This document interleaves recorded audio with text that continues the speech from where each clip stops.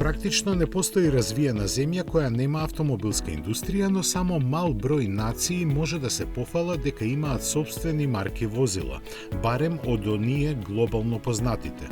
Со исклучок на Кина, која е приказна за себе, најбогати во тој поглед се јапонците и американците со 11, односно 9 марки автомобили, ако не ги сметаме малосериските и оние специализирани само за комерцијални возила.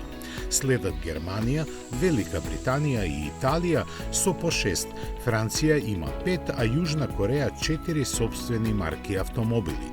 Шпанија од пред некоја година ги има 2, а Чешка и Романија по 1. За приказната да биде комплетна, треба да ги споменеме уште Русија, Индија и одскоро Виетнам.